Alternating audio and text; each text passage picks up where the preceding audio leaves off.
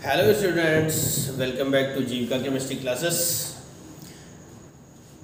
Hello students, आपके लिए लाए हैं अनसॉल्व्ड पेपर सीरीज का 2018 का सेट नंबर 3 लेकर आए हैं आज हम, ठीक है ना, जो कि बिना किसी विलंब के स्टार्ट करने वाले हैं।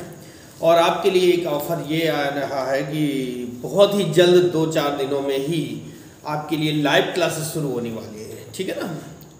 आपके लिए लाइव क्लासेस शुरू होने वाली है यूट्यूब पर ही, यूट्यूब पर लाइव क्लासेस शुरू होने वाली है। और इसी के लिए आपको टाइम और समय बता दिया जाएगा कि इस टाइम पर लाइव क्लासेस चलेगी। इसके अलावा आपको इस पर सबसे बड़ी बात तो ये है कि आपको कोई कास्ट नहीं देनी है, कोई पे नहीं करना, ये सब फ्री होगा आपके लिए। यहाँ पर लाइव क्लासेस में थ्योरी चलाएंगे, उसमें कुछ इंपॉर्टेंट क्वेश्चन बताएंगे और अनसॉल्व्ड पेपर सीरीज जो है वो आपकी यूट्यूब ऑफलाइन पर मिलती रहेगी, ठीक है ना। तो आइए बिना किसी और, हाँ, इसके अलावा फिजिक्स का भी आपकी लाइव क्लासेस शुरू होने वाली है जिसमें होगा फिजिक्स विद DS राजपूत, ठीक है ना। फिजिक्स विद DS राजपूत ये चैनल का नाम है और यहाँ पर आपकी फिजिक्स लाइव क्लासेस स्टार्ट होगी और केमिस्ट्री की लाइव क्लासेस भी स्टार्ट होने वाली है। ये दोनों क्लासेस आपकी फ्री ऑफ कॉस्ट हैं, ठीक है ना। दोनों क्लासेस आपकी फ्री ऑफ कॉस्ट हैं, जिन्हें आपको केवल घर पर टाइम देकर पढ़ना होगा। समय दोनों का आपको बता दिया जाएगा, ठीक है। Okay, thank you. अब चलते हैं हम अपने टॉपिक पर, जो कि हम लोग अनसॉल्व्ड 2018 का सेट नंबर 3 GAGH सॉल्व करने जा रहे हैं। इसमें कह रहा है, पहला प्रश्न है, अभिक्रिया 2H2O2 gives out 2H2O plus O2 के लिए Y बराबर K2। तो ये अभिक्रिया है। देखिए यहाँ पर जो पहले का है, ये अभिक्रिया हमारी शून्य कोटि की है, ठीक है ना। शून्य कोटि की अभिक्रिया है और इसका ये पहला ऑप्शन है जो कि सही है। खा नंबर पर चलते हैं।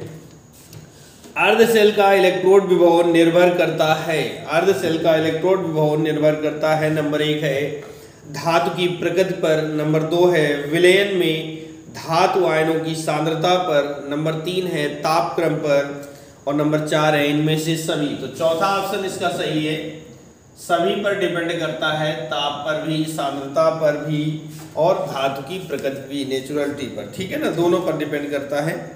तो इसका ये नंबर सही हो जाता है, यानी कि चौथा ऑप्शन सही है आपका। आगे चलते हैं नेक्स्ट पर। नाइट्रोबेंजीन का उदासीन माध्यम में अपचयन कराने पर उत्पाद प्राप्त होता है। नाइट्रोबेंजीन का उदासीन माध्यम में अगर हम अपचयन करवाते हैं तो इसका गा नंबर है जो कि सेकंड ऑप्शन सही है, C6H5NHOH। एक सेकेंडरी द्वितीयक एल्कोहल प्राप्त होता है। सर्वाधिक क्वथनांक प्रदर्शित करने वाला जलीय विलयन है, इसका चौथा ऑप्शन सही है, घा का 4th, और इसमें है 0.01 MNA2SO4, ठीक है। ऐसा क्यों है? क्योंकि इस तरह के क्वेश्चन हम करवा चुके हैं। पहले और तीसरे ऑप्शन में ग्लूकोज और यूरिया है, ऑर्गेनिक कंपाउंड है जो कि आयन प्रदर्शित नहीं करते हैं।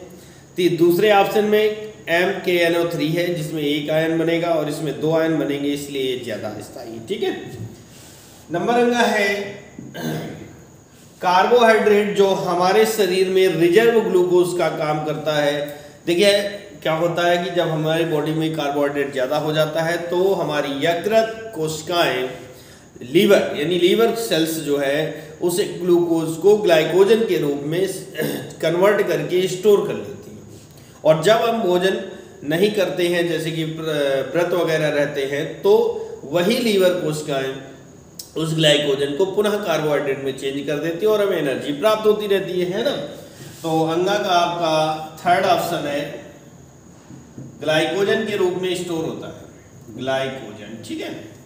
अब 4 नंबर है ऑप्शनल का लास्ट क्वेश्चन है, संक्रमण तत्वों में 4D श्रेणी का तत्व है, यानी 4D श्रेणी का तत्व कौन सा है? 37A ये नहीं है, 27B भी नहीं है और 30D भी नहीं है।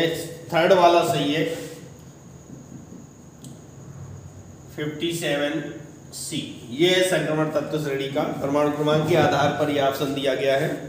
अब हम चलते हैं, इसको सॉल्व करेंगे और क्वेश्चन नंबर दूसरे के का पर चलते हैं। क्वेश्चन नंबर दूसरे का का कह रहा है कॉपर FCC जालक रूप में क्रिस्टलीकृत होता है जिसके कोर की लंबाई 3.61 × 10⁻⁸ सेंटीमीटर है।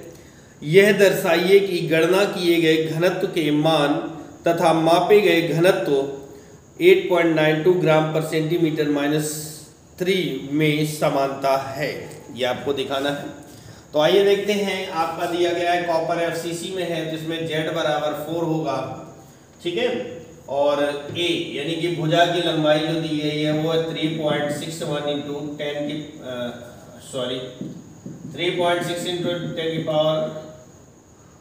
10⁻⁸ सेंटीमीटर है, ठीक है। और हाँ, इतना हो गया। कॉपर का M यानी कि 63, ठीक है ना। कितना होता है, M का मान कितना रखेंगे, 63.5 रखेंगे, ठीक है। और घनत्व यानी कि D गणना करना है तो सूत्र होता है D बराबर Z × M upon A³ × Na, okay, A³ × Na। अब मान रख देते हैं, Z का मान 4 है, M का मान है 63.5 अपॉन A³ का मान है 3.61 × 10⁻⁸ का होल क्यूब इंटू Na जो होती है एवोगाड्रो संख्या होती है इंटू 10⁻23। सॉल्व करते हैं, 4 × 63.5 अपॉन 3.61 × 3.61 × 3.61 × 10⁻⁻24 इंटू 6.023 × 10⁻23। तो 4 × 63.5 अपॉन 3.61 × 3.61 × 3.61 इंटू 10⁻⁻1 इंटू 6.023, इतना बचेगा। ये प्लस और माइनस की घातें घट जाएंगी। ये माइनस की पावर कहाँ चली जाएगी, ऊपर चली जाएगी। तो इसको ये सोल्यूशन हो जाएगा 4 × 63.5 × 10 अपॉन 3.61 × 3.61 × 3.61 × 6.023। ये हो जाएगा कैलकुलेशन। आप जब इसका गुणा करते हैं तो B बराबर आ जाएगा 2540, यानी इनका ऊपर का गुणा हो गया 2540 अपॉन हो जाएगा 283.45। बाकी के अंक छोड़ दिए, दशमलव के केवल 2 अंक ले लिए, ठीक है, 283.35। अब इसका अगर हम कैलकुलेशन करेंगे, आप लोगों को कैलकुलेशन ऑलरेडी आता होगा, तो आपका आंसर आ जाएगा 8.96 ग्राम प्रति सेंटीमीटर क्यूब, ठीक है ना। जबकि दिया गया था, जिससे हमें तुलना किया है, दिया गया है 8.92 ग्राम प्रति सेंटीमीटर क्यूब, तो लगभग बराबर है, लगभग बराबर है, ठीक है। ये दूसरे का था। अब क्वेश्चन है दूसरे का खा। आपने कर लिया होगा, इसको हम साफ करते हैं। क्वेश्चन नंबर दूसरे का खा है, कह रहा तन विलयनों के लिए राउल्ट नियम को परिभाषित कीजिए, संबंधित सूत्र के व्यंजक को लिखिए, इसकी एक सीमा का उल्लेख कीजिए। यानी कि क्वेश्चन नंबर 2 का खा, राउल्ट नियम लिखना है आपको पूरा, और जहां पर राउल्ट नियम है वहीं पर उसकी सीमाएं हैं, उसी के सूत्र का व्यंजक है। ये आपका चैप्टर नंबर 2 का क्वेश्चन है, ठीक है, थ्योरेटिकल है, सो आपका लिखा हुआ है, तो मैं यहाँ पर आपको इसको सॉल्व नहीं करवाऊंगा, इससे पहले मैं करवा चुका हूँ, रिपीट क्वेश्चन है। दूसरे का गा, 298 केल्विन पर 0.20 m KCl विलयन की चालकता 0.025, ठीक है, S सेंटीमीटर इनवर्स है, इसकी मोलर चालकता की गणना कीजिए, ठीक है। तो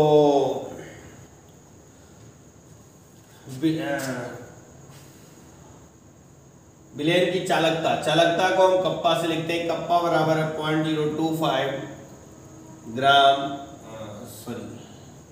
सेंटीमीटर इनवर्स। ओके, और मोलरता दी गई है 0.20 एम। हमें निकालना क्या है, इसकी मोलर चालकता निकालनी है। क्या निकालनी है? मोलर चालकता। मोलर चालकता, मोलर चालकता को डेल्टा लैम्डा एम से लिखते हैं। लैम्डा बराबर होता है कप्पा इंटू 1000 अपॉन एम। ठीक है ना, 1000 अपॉन एम। तो कप्पा की वैल्यू रख देते हैं 0.025 इंटू 1000 अपॉन 0.20। 1 2 3 दशमलव के 3 अंक लगाते हैं, दशमलव से दशमलव हट जाएगा, 2 जीरो से 2 जीरो कैंसिल हो जाएंगे, 2 एकम 2, 2 पंजे 10, 25 पंजे 125। ये हमारा आंसर आ जाएगा सेंटीमीटर स्क्वायर मोल या प्रति मोल। ये हमारा आंसर हो जाएगा। ठीक है, ये दूसरे का क्वेश्चन था। सेकंड का, दूसरे का घा, निम्नलिखित कोलाइडी विलयनों में परिक्षिप्त प्रावस्था तथा परिक्षेपण माध्यम बताना है, धुआं और दूध। तो क्वेश्चन नंबर 2 का जो घा है, ये सब चीजें आपकी हटा दी गई हैं, आउट ऑफ सिलेबस है, इसलिए इसको सॉल्व नहीं करेंगे। तीसरा क्वेश्चन है का बर्कले हार्टले विधि द्वारा किसी, क्वेश्चन नंबर 3 का बर्कले हार्टले विधि द्वारा किसी तनु विलयन के परासरण दाब का प्रयोगात्मक निर्धारण किस प्रकार किया जाता है, सचित्र वर्णन कीजिए। 2 नंबर पे ज्यादा बड़ा क्वेश्चन पूछ लिया है, ये आपको चैप्टर नंबर 2 पर किसी भी मॉडल पेपर में आप देख लीजिएगा, वहां पर थ्योरेटिकल के रूप में मिल जाएगा। ठीक है, तीसरे खा है लवण विलयनों से धातुओं के विस्थापन की व्याख्या विद्युत रासायनिक श्रेणी के आधार पर कीजिए। इसको हम आपको बताते हैं। कह रहा है क्वेश्चन की लवण विलयनों से धातुओं के विस्थापन की व्याख्या विद्युत रासायनिक श्रेणी के आधार पर कीजिए। आपको बताना है कि किस प्रकार से धातुएं विद्युत रासायनिक श्रेणी में एक दूसरे को उसके लवण के जलीय विलयन से विस्थापित कर सकती हैं। तो देखिए हम क्या लिख सकते हैं, विद्युत रासायनिक श्रेणी, विद्युत रासायनिक श्रेणी में स्थित प्रत्येक तत्व, यानी धातु लिख सकते हैं, प्रत्येक तत्व या धातु अपने से नीचे स्थित धातु को उसके लवण के जलीय विलयन, उसके लवण के जलीय विलयन से विस्थापित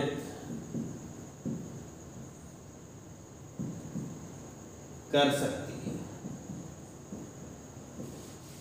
ठीक है ना, यानी जो ऊपर से है, जो विद्युत रासायनिक श्रेणी का क्रम है, उस क्रम में जो श्रेणी बनाई गई है वो धातुओं की क्रियाशीलता की क्षमता क्या है। जो ऊपर है उसकी क्रियाशीलता सबसे ज्यादा है और जो नीचे आता जाएगा उसकी क्रियाशीलता कम होती जाएगी। तो ये क्या करेंगे कि ऊपर वाला तत्व नीचे वाले धातु के लवण के विलयन से नीचे वाली धातु को विस्थापित कर सकता है।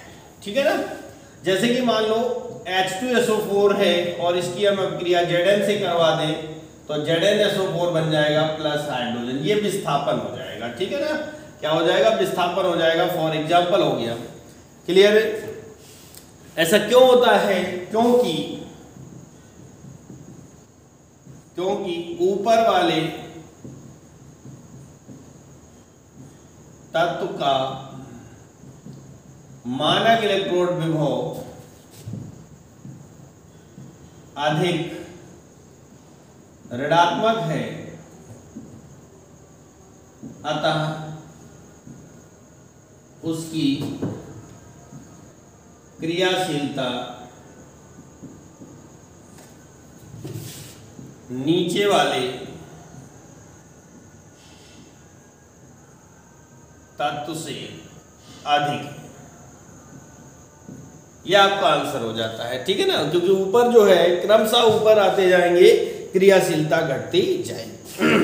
ऊपर से नीचे चलेंगे क्रियाशीलता घटेगी, और नीचे से ऊपर चलेंगे तो क्रियाशीलता बढ़ेगी। अगला कह रहा है क्वेश्चन नंबर 3 का गा, थर्ड का गा स्कंदन के बारे में पूछ रहा है। ये भी थ्योरेटिकल क्वेश्चन है। स्कंदन आपको मिलेगा चैप्टर नंबर 5 में। ठीक है ना, ये सब आपको पढ़ाया जा चुका है, ये रिपीट क्वेश्चन है इसलिए इनको नहीं करवा रहे हैं। ठीक है ना, रिपीट क्वेश्चन है ये। अगला कह रहा है SO2 के 2 ऑक्सी कारक और 2 अपचायक गुण लिखने हैं। तो तीसरे का घा, थर्ड का घा कह रहा है SO2 के 2 ऑक्सी कारक तथा 2 अपचायक गुण लिखिए। तो चलिए मैं लिखता हूं, यहाँ पे हेडिंग डालता हूं ऑक्सी कारक गुण। ठीक है ना, SO2 के ऑक्सी कारक गुण, इसमें नंबर 1 पर है SO2 क्या करता है कि Mg प्लस SO2 बनेगा क्या, MgO प्लस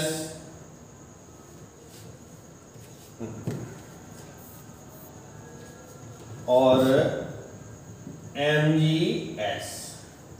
मैग्नीशियम को मैग्नीशियम ऑक्साइड में चेंज कर देता है। आप बैलेंस 2 Mg बाद में करते हैं, बैलेंस कर लेते हैं पहले। तो ऑक्सीजन के यहाँ पर 2 हैं, 2 कर देते हैं, बराबर हो जाएगा। अब Mg के कितने हो गए, 3 हो गए, तो यहाँ पर 3 Mg कर देते हैं और ये बन जाएगा। ठीक है ना, इसका दूसरा रासायनिक गुण है कि अगर हम CO प्लस SO2 की अभिक्रिया करवाएं तो क्या बन जाता है, CO2 बनता है, और प्लस आपका सल्फर पृथक हो जाता है। बैलेंस करने के लिए आप 2 लगा दीजिए और ये हो जाएगा 2CO2। ठीक है, प्लस सल्फर। ये थे ऑक्सी कारक गुण। अब हेडिंग डाल देते हैं अपचायक गुण। ऑक्सी कारक गुण में क्या होता है, ऑक्सीजन का संयोग होता है। ऑक्सीजन जुड़ती है, यहाँ भी जुड़ गई, यहाँ भी बढ़ गई, है ना, ऑक्सीजन का संयोग होता है। अपचायक में क्या होगा कि हाइड्रोजन का पृथक्करण होगा। जैसे कि देखिए पहला है नंबर 1 पर SO2 प्लस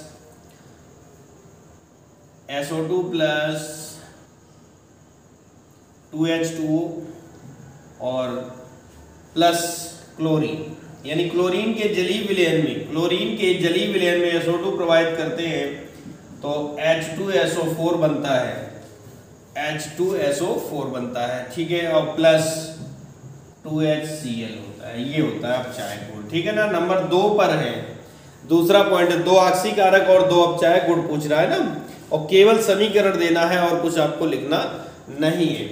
तो SO2 plus 2H2O plus FeCl3, ठीक है, FeCl3 बनेगा क्या, FeCl2। फेरिक क्लोराइड को फेरस क्लोराइड में चेंज कर देता है, फेरिक क्लोराइड को फेरस क्लोराइड में चेंज करता है। प्लस आपका H2SO4 बनेगा और प्लस आपका HCl बनेगा। बैलेंस के लिए 2HCl नहीं हुआ तो यहाँ पर 2 बढ़ा देंगे और इसको भी 2 कर देंगे। अब आपका बैलेंस हो जाएगा। ठीक है, H2SO4, ठीक है, 2HCl बैलेंस हो गया। ये हो गया तीसरे का घा। यानी इस तरह से क्वेश्चन नंबर 3 आपका कंप्लीट होता है। अब चलते हैं क्वेश्चन नंबर 4 पर। चलिए क्वेश्चन नंबर 4 का चौथे का कह रहा है अधिकांश संक्रमण धातुएं अनुचुंबकीय व्यवहार प्रदर्शित करती हैं। ये रिपीट क्वेश्चन है, बार बार आ चुका है संक्रमण धातुओं के बारे में, फिर भी मैं आपको ओरल बता दे रहा हूं कि संक्रमण धातुओं के बाह्य कोश में अयुग्मित इलेक्ट्रॉनों की संख्या अधिकतम होने के कारण संक्रमण धातुओं में मतलब डी ब्लॉक के तत्व, कौन से, डी ब्लॉक के तत्व। तो डी ब्लॉक के तत्वों के बाह्य कोश में अयुग्मित इलेक्ट्रॉन उपस्थित होने के कारण यह अनुचुंबकीय गुण प्रदर्शित करते हैं। बस इतना सा करना है। चौथे का खा कह रहा है निम्नलिखित अभिक्रियाओं में यौगिक A तथा B को पहचानिए। आपकी अभिक्रिया दी गई है C6H7N arrow mark NaNO2HCl 0 degree centigrade पर अभिक्रिया हो रही है, बनता है कोई A पदार्थ जिसमें B मिला देते हैं तो क्लोरोबेंजीन बनता है, तो क्लोरोबेंजीन बनता है। ठीक है ना। तो आपको यौगिक A और B क्या है ये आपको जवाब देना है। तो आइए देखिए, C6H7N का मतलब हो गया C6H5NH2, एनिलीन है ये। ठीक है ना, क्या है? एनिलीन। अब इसकी अभिक्रिया अगर हम ये नाइट्रीकरण कहलाएगा, अम्ल की उपस्थिति में 0 डिग्री सेंटीग्रेड पर करवाते हैं तो बेंजीन डाइएजोनियम क्लोराइड प्राप्त होता है N2+Cl-। इसका नाम है बेंजीन डाइएजोनियम क्लोराइड प्राप्त होता है। ठीक है ना, बेंजीन डाइएजोनियम क्लोराइड प्राप्त होता है, ये प्राप्त हो जाता है।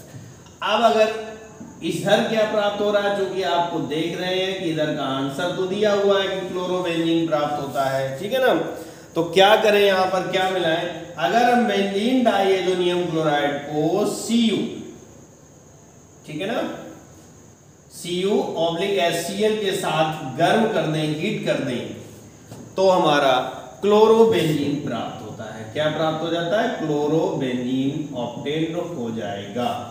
तो हमारा जो A बराबर है, A बराबर ये क्या है? C6H5N2+Cl- यानी कि बेंजीन डाइएजोनियम क्लोराइड, और B बराबर है CuHCl। ठीक है, Cu/HCl। अब आपका क्वेश्चन नंबर 4 का गा, क्वेश्चन नंबर 4 का गा, चौथे का गा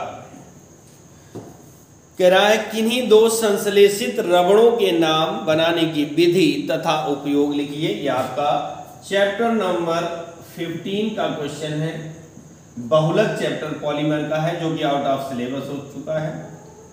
4 का घा चलते हैं। हमें औषधों को विभिन्न प्रकार से वर्गीकृत करने की आवश्यकता क्यों है, यानी औषधियों का वर्गीकरण, जो कि चैप्टर नंबर 16 का है, और ये भी आपका आउट ऑफ सिलेबस हो चुका है। ठीक है ना, चौथा क्वेश्चन कंप्लीट होता है। अब हम चलते हैं 5वें पर। ठीक है,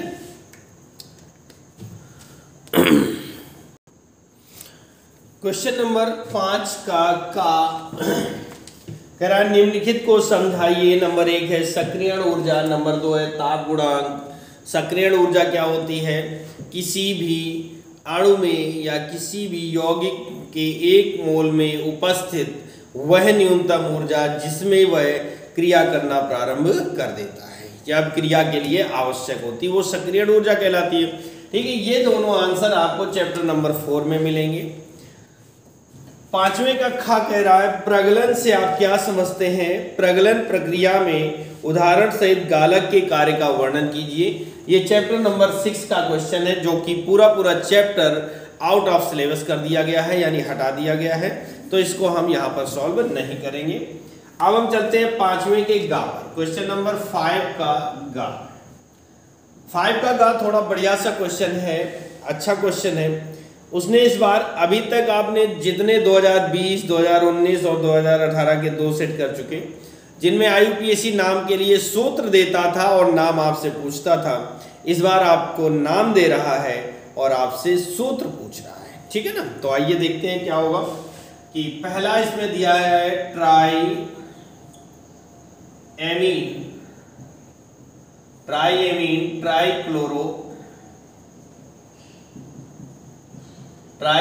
ट्राइक्लोरो क्रोमियम थर्ड,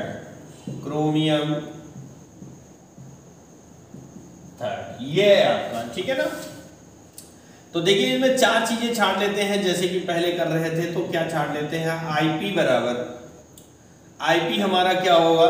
कोई है ही नहीं है। ठीक है ना, IP नहीं है। लिगेंड हमारे 2 हैं, ट्राईएमीन और ट्राइक्लोरो। ठीक, CM हमारा क्रोमियम है, CM क्या है? क्रोमियम है। और ON हमारी जो है वो 3 है। इस आधार पर अगर हम सूत्र बनाते हैं तो क्या बनेगा? देखिए बड़ा ब्रैकेट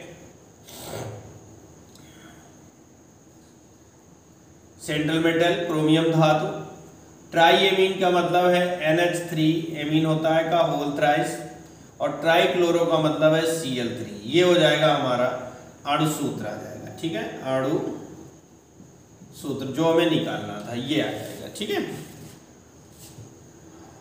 अब आगे चलते हैं, इसी का दूसरा पार्ट है, नंबर 2 पर दे रहा है, कह रहा potassium hexacyano iron third, potassium hexacyano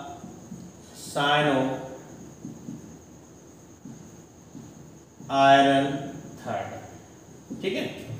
potassium के लिए अब इसमें Ip हम जोड़ते हैं, Ip बराबर पोटेशियम है, लिगेंड हमारा क्या है, लिगेंड हमारा हेक्सासाइनो है, हेक्सासाइनो, इसको शब्दों में लिख देते हैं, पोटेशियम है,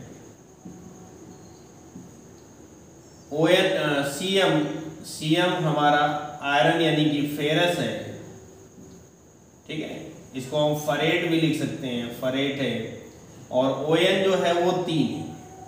अब अगर हम इसका अणुसूत्र बनाते हैं तो क्या बनेगा, K,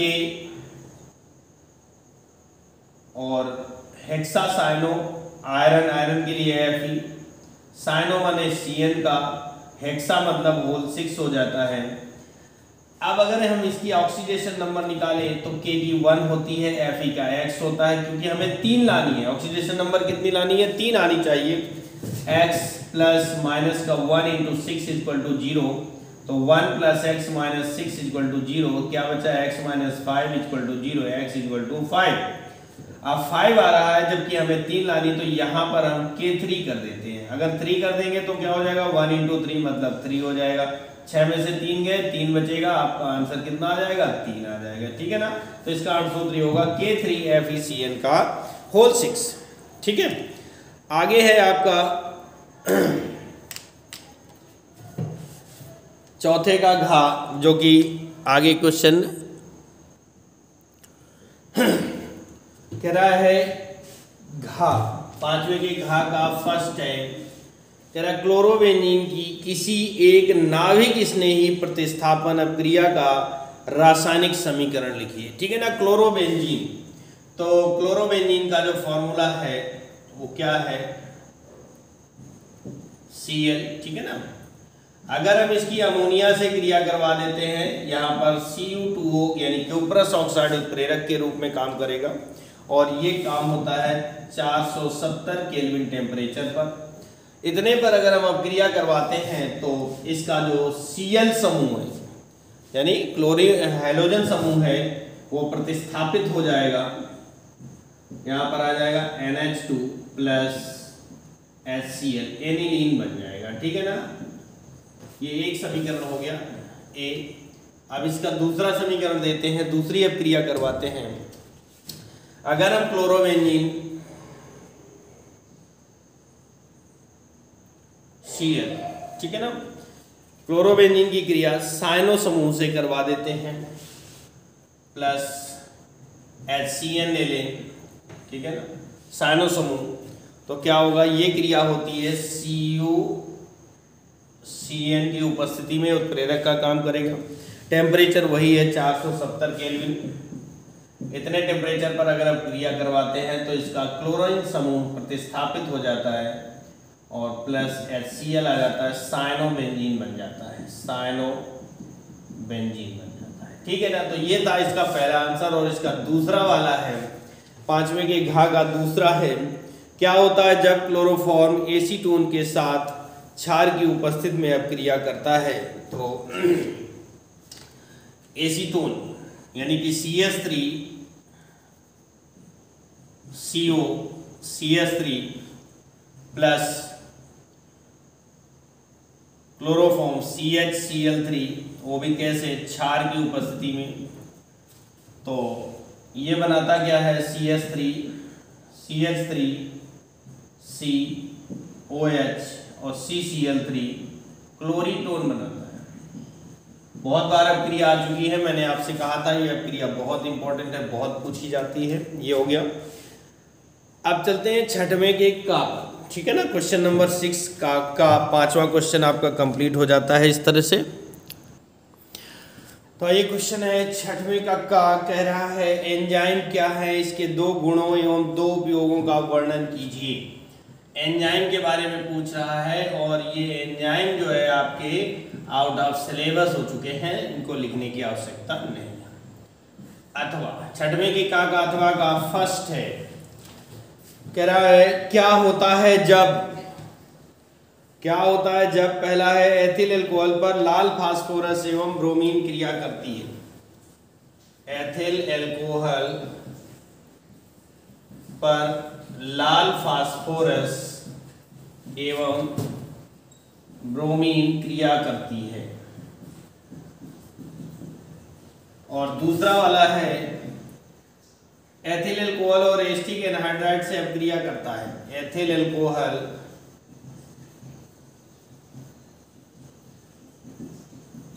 एसिटिक एनहाइड्राइड से अभिक्रिया करता है। ये दो ऑप्शन दिए गए हैं अथवा में 2.5 नंबर पे। बहुत सिंपल सी बात है कि इस क्वेश्चन में आप ये मान लीजिए कि आपको नंबर लुटाए गए, ठीक है ना, आपको नंबर लुटाए गए हैं। और कैसे लुटाए गए हैं बताओ, 2.5 नंबर, 1 नंबर का जो क्वेश्चन होता है उसे 2.5 नंबर पे रखा हुआ है, ठीक है ना। तो अगर हम एथिल अल्कोहल ले लें 6C2H5OH plus 2P plus 3Br2, okay, तो ये बन जाएगा क्या 6C2H5Br, यानी कि एथिल अल्कोहल का OH समूह ब्रोमीन से प्रतिस्थापित हो जाता है और प्लस आपको बन जाएगा 2H3PO3, ये हो जाएगी अपक्रिया, ठीक है। और दूसरा कह रहा है कि एसीटोन एसिटिक एनहाइड्राइड से अपक्रिया करता है। तो एसिटिक एनहाइड्राइड होता है CH3CO का whole twice O plus ethyl alcohol यानी कि C2H5OH, ठीक है ना। तो एक तो बनेगा क्या CH3COOH बन जाएगा और एक बन जाएगा CH3COOC2H5, एसिटिक अम्ल और एथिल एसीटेट, ठीक है ना, एसिटिक अम्ल और एथिल एसीटेट बन जाएगा। इस तरह से आपके छठवें का जो है कंप्लीट हो जाता है। अब हम चलते हैं छठवें के खा पर, तो इसको साफ करते हैं। छठवें का खा कह रहा प्रयोगशाला में बेंजोइक अम्ल बनाने की विधि का रासायनिक समीकरण सहित वर्णन कीजिए। इसकी एक बेंजीन नाभिक की अपक्रिया और एक COOH समूह की अपक्रिया के रासायनिक समीकरण लिखिए। तो प्रयोगशाला विधि क्या लिख सकते हैं कि प्रयोगशाला में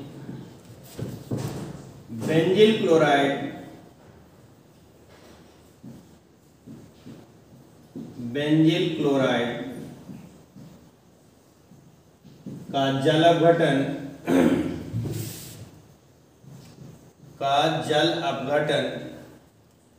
KMnO4 की उपस्थिति में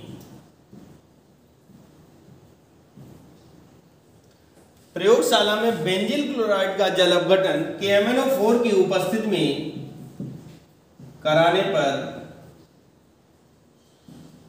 बेंजील अल्कोहल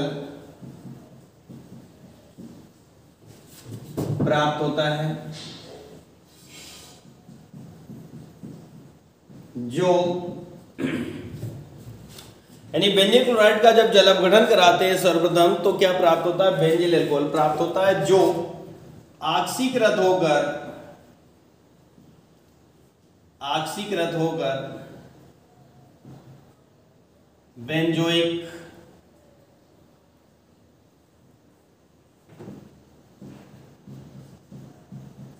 अम्ल देता है, जो ऑक्सीकृत होकर बेंजोइक अम्ल देता है, ठीक है ना। तो आइए क्या देते हैं, प्रयोगशाला में बेंजील क्लोराइड का जल अपघटन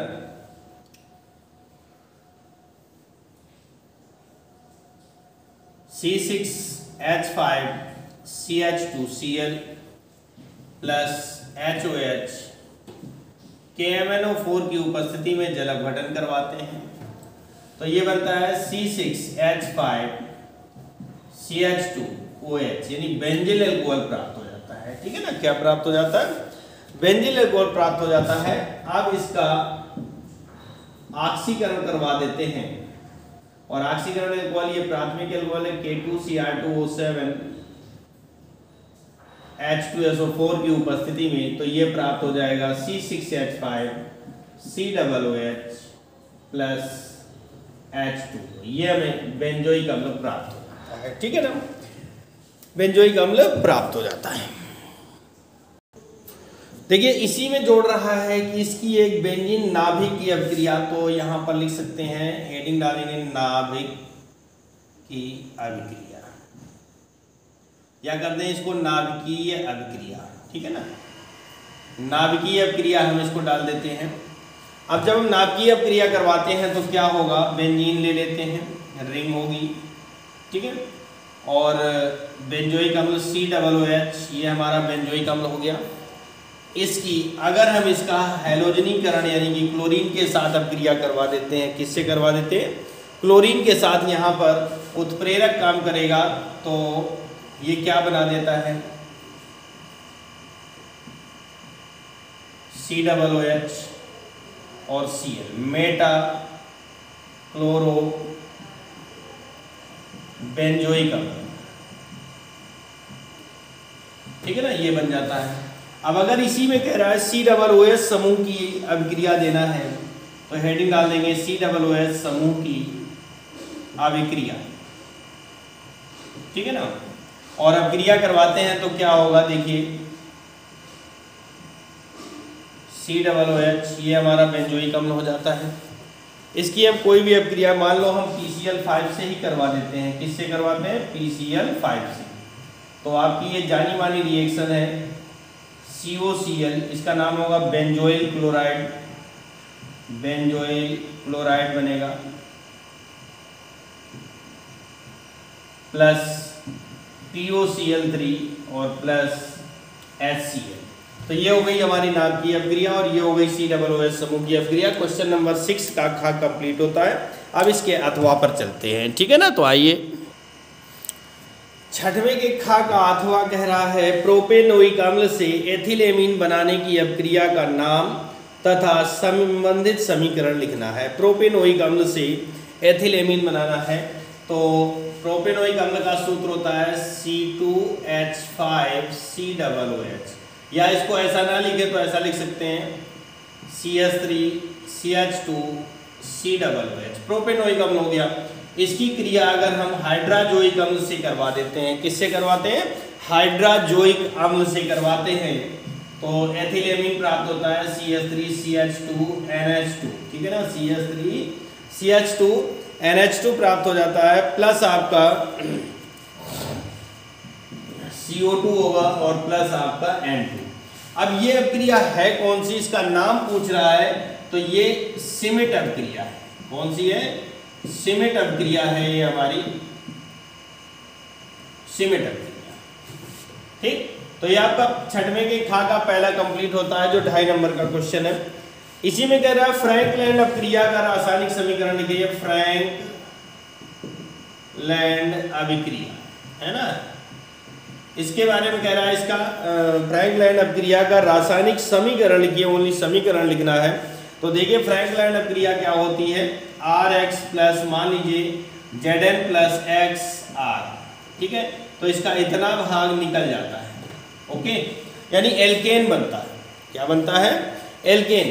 तो यहाँ पर कर सकते हैं, उत्प्रेरक के रूप में C2H5OH होता है और थोड़ा सा गर्म करना पड़ेगा।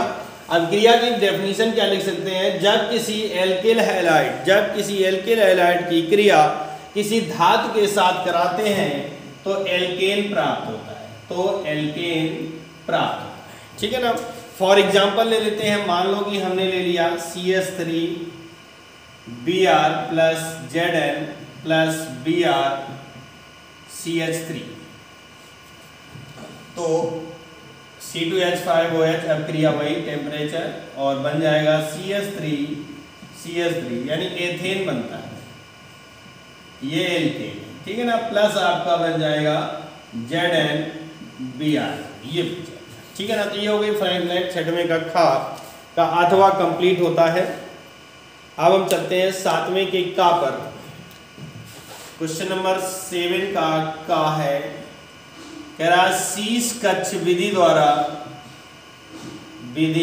द्वारा H2SO4 का निर्माण है, H2SO4 का निर्माण, जो कि आपका आउट ऑफ सिलेबस कर दिया गया है, तो इसके बारे में भी नहीं पढ़ेंगे, ठीक है ना। इसका अथवा देखते हैं, इसके लिए बोर्ड साफ करना पड़ेगा।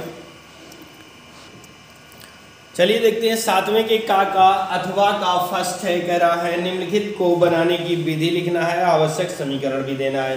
पहला दिया गया है सोडियम थायोसल्फेट। क्या दिया गया है? Sodium thiosulphate. तो लिख सकते हैं क्या? सोडियम सल्फाइड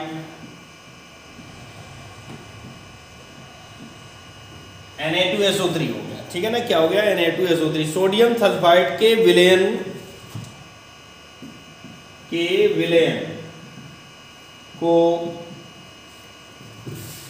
सल्फर के साथ गर्म करने पर सोडियम थायोसल्फेट बनता है, ठीक है ना। कह रहा सोडियम सल्फाइड के विलयन को सल्फर के साथ गर्म करने पर सोडियम थायोसल्फेट बनता है। विलयन को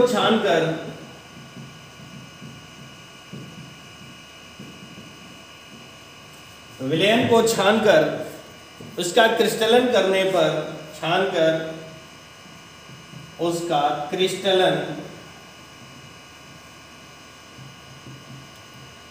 पर सोडियम थायोसल्फेट के क्रिस्टल यानी कि Na2S2O3 इंटू 5H2O प्राप्त होते हैं, ठीक है ना। ये आपका हो जाता है डेफिनेशन। अब हम इसके समीकरण लिखते हैं। तो सोडियम सल्फाइड Na2SO3, ये हमारा सोडियम सल्फाइड है, इसका नाम है सोडियम सल्फाइड, को सल्फर के साथ क्या करना है? गर्म करने पर सोडियम थायोसल्फेट प्राप्त होता है, ये। और अगर हम इसका क्रिस्टलन करवा देते हैं, ठीक है ना, क्या करवाते हैं? क्रिस्टलन यानी कि करते हैं प्लस 5H2O, गर्म करेंगे तो ये बन जाएगा Na2S2O3 इंटू 5H2, ये प्राप्त हो जाएगा, ठीक है ना। अब दूसरा नंबर है यहाँ पर हमारा फास्फोरस ट्राइक्लोराइड।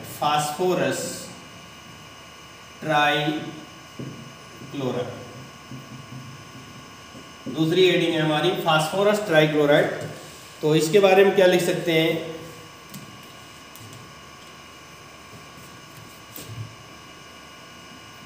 सफेद फास्फोरस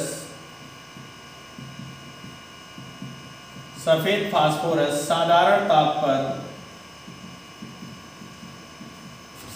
ताप पर क्लोरीन के साथ Cl2 के साथ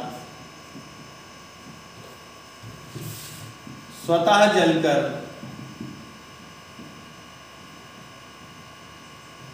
फास्फोरस ट्राइक्लोराइड यानी PCl3 बनाता है। बैलेंस करेंगे, क्या हो जाएगा? P4 plus Cl2 gives out PCl3 बनना है, ठीक है ना। बैलेंस करते हैं, P के 4 है तो यहाँ पर 4 कर देते हैं, क्लोरीन 4 किया 12 हो जाती है, तो 6Cl2 कर देते हैं और गर्म करना है तो ये आपका कंप्लीट हो जाता है, ठीक है ना। अब आपका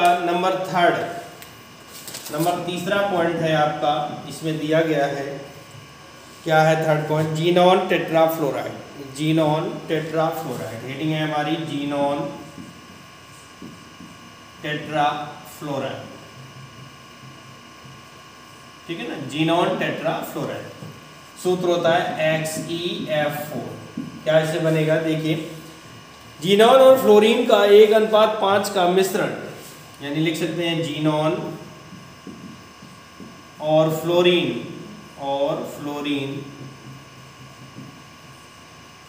का 1:5 का मिश्रण, ठीक है ना, लेकर 400 डिग्री सेंटीग्रेड पर, लेकर 400 डिग्री सेंटीग्रेड पर, ठीक है, ये नहीं करते 400 डिग्री सेंटीग्रेड तथा 6 वायुमंडल दाब पर, 6 वायुमंडल दाब पर